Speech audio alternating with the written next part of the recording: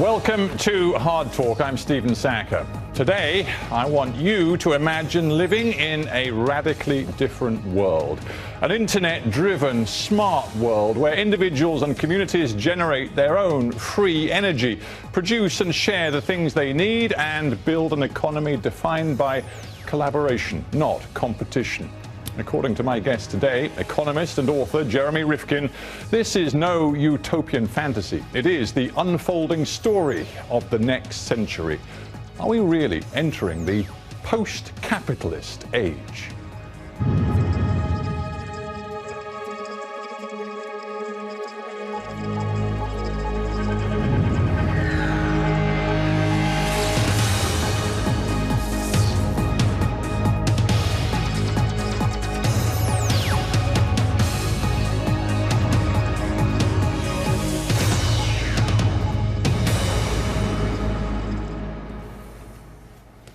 Jeremy Rifkin, welcome to Hard Talk. Nice to be here. You've long been a man of big ideas. It seems to me right now your big idea is that the internet, digital technology, they've sowed the seeds of capitalism's demise. Have I got your idea right? I think you have, Stephen. I think what we're beginning to see is the bare outlines of a new economic system entering onto the world stage, the collaborative commons. This is actually the first... Whoa, let me stop you there. First sort of phrase that I need you to explain, the collaborative commons, what does that mean? It's a new way of organizing economic life where we begin to produce and share information goods, energy, physical goods with each other, bypassing the traditional capitalist market. What's interesting about it is this is the first new economic system since the advent of capitalism and socialism in the early 19th century. So it's a remarkable historical event. I think it's going to have long-term implications for the way we work, the way we live, and the way we organize life.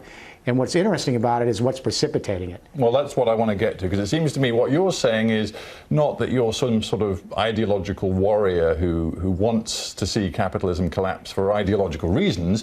You're a man who looks at the way digital technology and the internet are impacting our world in so many different ways and say, you know what, it's just inevitable, whether you like capitalism or not, that it seems to be sort of eating itself. I mean, that's what I want you to explain. The precipitating agent for this great economic transformation is something called zero marginal cost.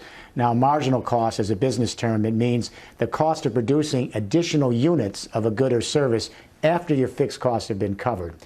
There's a paradox deeply embedded in the heart of the capitalist system, previously really undisclosed.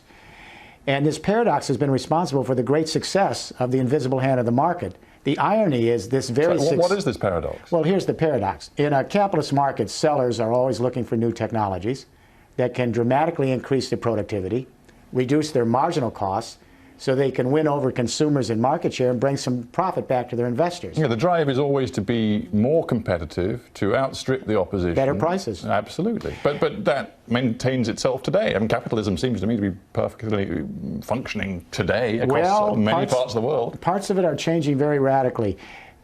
What business people never expected, or economists, is a productivity revolution, a technology revolution so powerful in its productivity that could actually reduce marginal cost to near zero, making goods and services essentially free, priceless, abundant, no longer subject to profit and market exchange economy. That's already beginning to happen. Let me lay it out so it isn't theoretical. Over the last 15 years with the internet, we have seen millions and then hundreds of millions of consumers become prosumers and began to produce and share their own information goods. It started with sharing music and bypassing the recording industry. Then young people began to share knowledge on Wikipedia. They began to produce and share their own news blogs. And then eventually young people began to put out ebooks for free. And what this has done to the information industries is it's devastated. The recording industry has gone down, newspapers have gone out of business, magazines have bellied up, the publishing industry with books is in trouble because of near free, zero marginal cost. I do see what you are saying, and yet here's my counter-argument. What we have seen in the fields of information music is that many of the old established corporates have indeed suffered. You would say that's a sign that capitalism is eating itself. I would say On the contrary, there are signs that capitalism is extraordinarily resilient, because what we've seen is the emergence of new, successful business models, whether you look at Google or Facebook or a whole host of Spotify, music sharing sites. Yeah. There are new ways to make money, to make profit, to be successfully capitalist in the internet age. Some of these new enterprises are capitalists. Some of them are nonprofit. Some of them are hybrids. For example, you have Airbnb. That's a commercial enterprise. So Airbnb is a very interesting example. For those who don't know it, that's a way in which people who have rooms in their houses that they're not currently using can use this sort of marketplace for accommodation to attract people to come and stay. So for the first time, they're not hoteliers, they're not professionals, but they can actually make money from a room in their house. Now, Airbnb, which facilitates this, is now said to be worth potentially $9, $10 that's a good billion. example of what you're saying. What's interesting about Airbnb is it's become successful because they set up the website and then it's near zero marginal cost, adding people who would like to be renting out their apartments and homes on their website.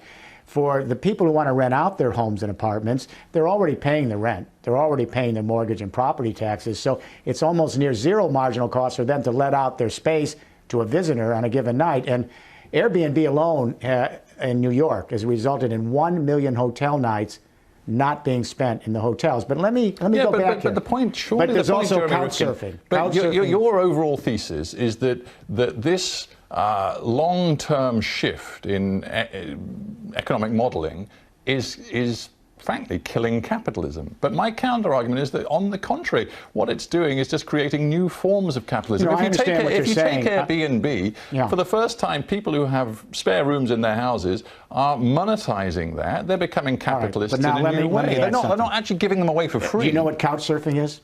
That's the other big one. It's totally nonprofit. They have millions and millions of people in 180 countries who are sharing their spaces for free. What we're seeing is a combination, a hybrid, a part capitalist market on the collaborative commons, a lot of it free. Let me give you some examples, but let's slow down a minute and talk about the context on this. We have seen millions and hundreds of millions of people definitely sharing their own information goods at near zero marginal cost. You can't deny it. Videos on YouTube, music together, information in news blogs, hundreds of millions of people. I'm not seeking to deny this, and it is very interesting, but I am seeking to challenge the notion that there is an inevitable demise of capitalism at the end of this. Because if you look at news organizations, many of them sell far fewer paper copies of their newspapers than they used to do, but they are monetizing the web, and now they're building firewalls. Okay, and many of them say they're let me make the counter-argument, because you're in the media. This you'll appreciate. For a long time, industry analysts have said, yes, there's a lot of free stuff, but that's a new opportunity for capitalism to take the freemiums and then entice people for premiums. So that, for example, a musician will say, I'll give out my music free, and then you'll pay to come to my concerts because you like me as a musician. Or a newspaper will say, like the New York Times, we'll give you 10 free articles, and those freemiums will entice you to want the premium and subscribe to the service. It hasn't happened on a major scale. While there have been new opportunities for the information industries, it's smaller and smaller market, because more information that's free, the less people have the time or the inclination to buy it. I can tell you from book publishing. Well, I just wonder if Eric Schmidt at Google is going to buy into your notion. But you're jumping way ahead. There are a few companies here that are able to become enormous giants. But within this context, there's hundreds of millions of people who are producing and sharing for free, and that's undeniable. All right. Well, look, you've laid out what you believe we can learn from the last decade and what's happened in the information space. But you go much further. You seem to be saying that all forms of production of tangible goods in the end are going to go the same way. That they're going to become much closer to free.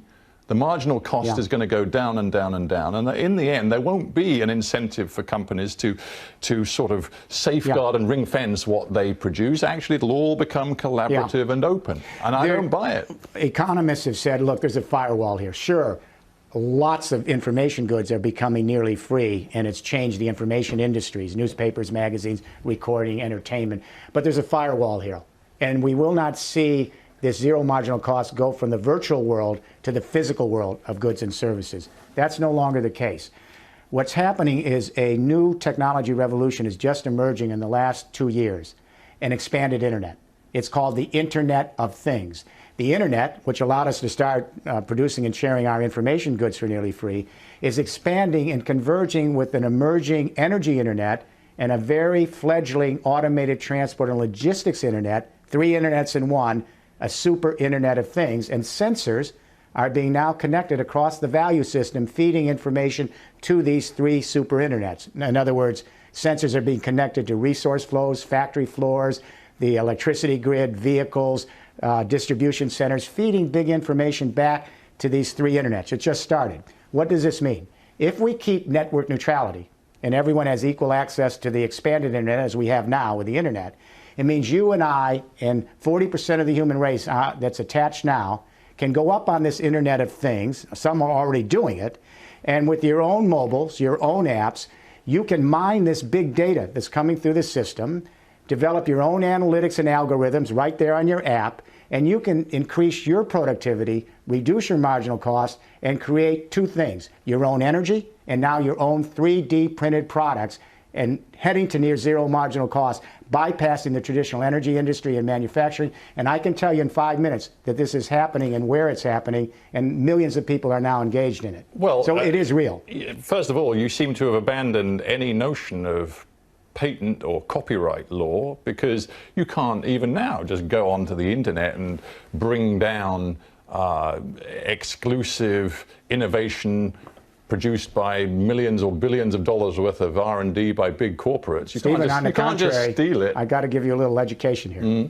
Let's take 3D printed products. We now have hundreds of thousands of hobbyists, and we have thousands of startup companies, and now school systems that are putting these 3D printers in place.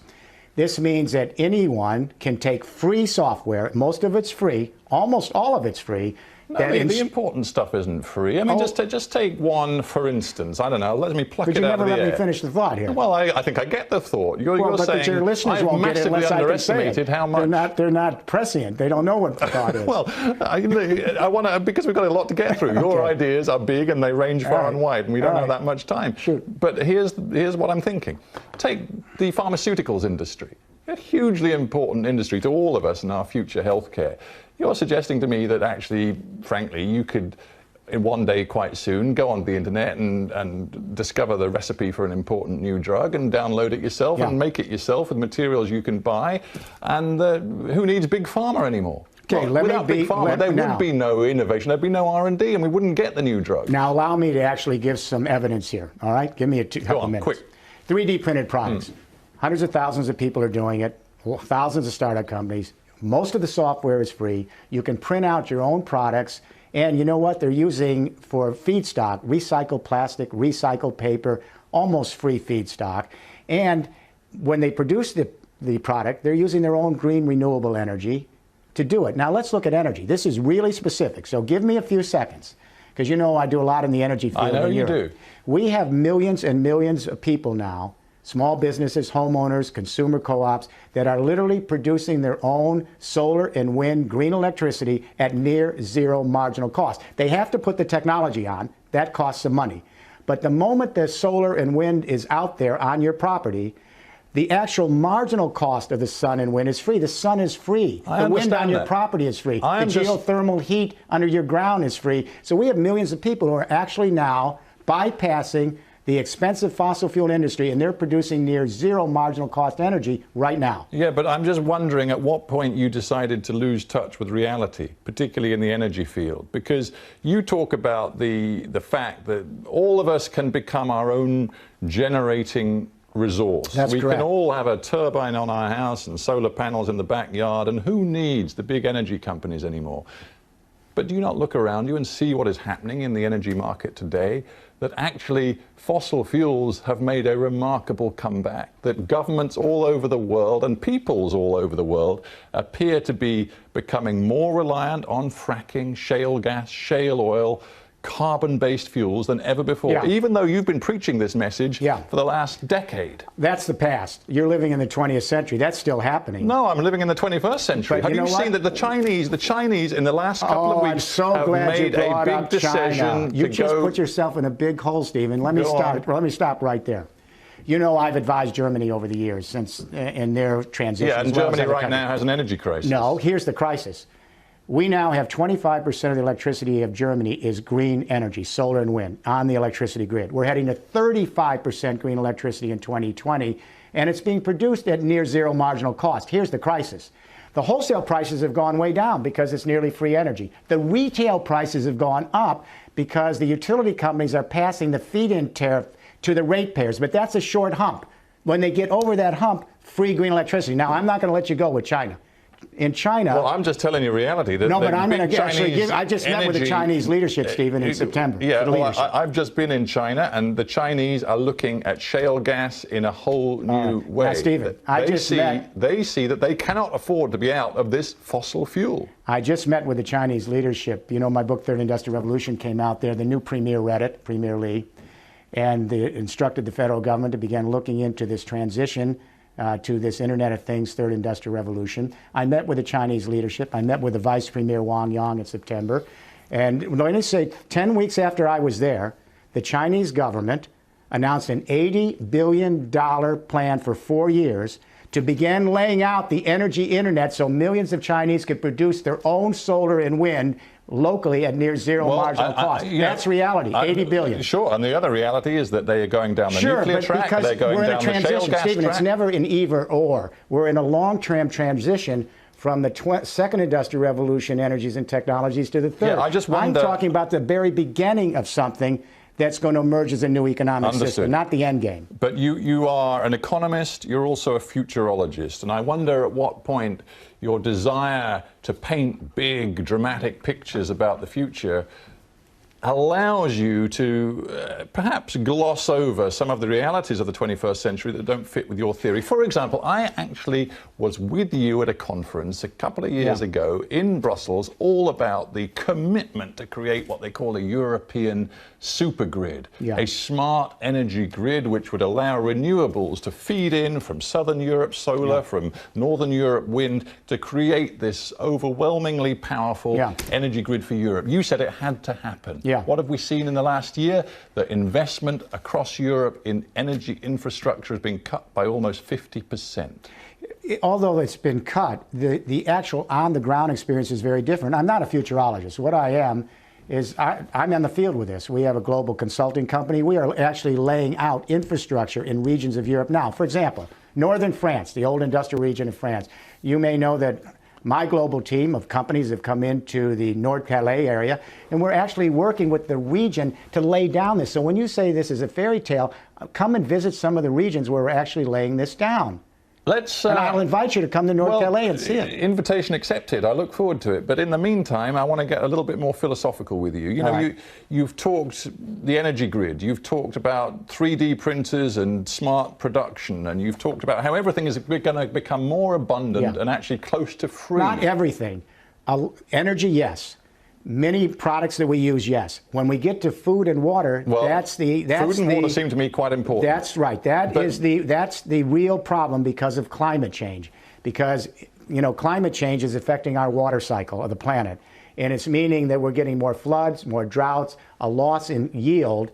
And this could be the trigger that stops this process. Now, this ubiquitous Internet of Things I'm talking about, this third industrial revolution, this transformation to a collaborative commons, is probably the only way we're going to be able to address climate change because it gets us off fossil fuels and it uses less resources. Let me explain, because this is a new idea. People ask, how can we be sustainable? We're using more and more of the Earth's resources, and we now have CO2 that's taking us to climate change. Near zero marginal cost is the ultimate metric of sustainability, because if you can produce information, goods, and services at near zero marginal cost, it means you're using the least energy materials to do it. And so if we can move to an extreme productivity near zero marginal cost, we'll be able to produce sufficient energy and goods with very little of the Earth's resources. Surely you would think that's a good journey to be on. Well, it's a fascinating idea of a journey. But it's not an idea. We're actually doing it in Germany and Denmark. China's beginning to do it. Not quite in the wholehearted way that you. But they are doing it. It's not academic. They're trying. But the point is this: you've acknowledged what was about to be my point about the strain on finite resources, including food and water. You've acknowledged that may be a problem. But here's something that you haven't even addressed yet, and it actually doesn't feature in your sort of economic analysis, and that is just pure human nature. When you talk about the collaborative commons and the shift from competition and ring fencing and private ownership to sharing and cooperation, it seems to me you fly in the face of what we have learned over many centuries about basic human nature. You got to read the book. The Zero Marginal Cost Society, I have a huge section of the book on just what you're saying, so give me a little time to talk about it. Well, I'll be quick because we're almost out of time and I haven't finished my questions. But just tell me why the instincts we have as human beings, many of which are about competition, are not going to undermine the collaborative commons. There's an older tradition. Certainly the modern capitalist marketplace is about competition, but we have an older tradition. We're a social creature. And throughout most of history, people have cooperated and collaborated on vast commons to share their goods and services, even today. Well, throughout history, we've sought to but let me at least try to answer one of one of your questions, at least one of them, okay? So I get a little shot here. Everyone thinks there's only the private marketplace and the government. There's no other way to manage the economy. There's another whole sector out there, Stephen. It's called the social commons, the not-for-profit sector. Millions of organizations that produce and share goods and services that we desperately need. Education, healthcare, all sorts of services that have nothing to do with the profit motive. And this is a huge sector, and it's been growing faster than the private market sector for 20 years. In your own country, over 10% of the GDP in the UK and in the US is now in this sector. So what happens to selfishness and to greed? Well, what happens, if you take a look at what's going on with the millennial generation, the young people, they're beginning to see that their entrepreneurial spirit is best advanced by being entrenched in these massive networks where they benefit the network and benefit themselves. Why are so many young people sharing free software, sharing their music, sharing cars, sharing all sorts of things that our generation never did? Because ownership is not as important to them as access. They want to be involved in networks where they can be social entrepreneurs, not just traditional business entrepreneurs. I don't deny some of these trends are happening. It would be insane to deny it. But I also see that around the world, particularly around the developed world as well as developing, inequality is on the rise. And the idea that everybody is now more collaborative and more sharing just doesn't seem to fit the reason this is happening is because inequality is on the rise. Because as we're moving to the last stages of this capitalist era, it's still going to be here. Capitalism isn't going to disappear. But as the dominant system, what do we see? After two industrial revolutions in the 19th and 20th century, we have organized economic activity in giant global vertically integrated corporations. And guess what? The 500 largest companies in the world today, Fortune 500, their revenues equal 1/3 of the GDP of the planet. And the 65 richest individuals in the world, their wealth now equals the 3.5 billion poorest people, half the human population. Do you want to continue with that economic system? I'm curious. I need an answer. Well, would you like to continue with that economic system? I need an answer because people want to hear you, not me. My question, and we're almost out of time. Why not a new economic journey that would allow us to get our better instincts to flower and begin a collaborative journey on this collaborative commons? We know the young people are beginning to do it. We should be hopeful, and we should encourage them rather than to say it can't be done, nothing can be changed. We're going to continue to have the economy sour, less jobs, and more climate change. That's not a good journey. You make a great play of the fact and it's not false, it's true. You've advised senior leaders in the European Union, the United States, and now you say China.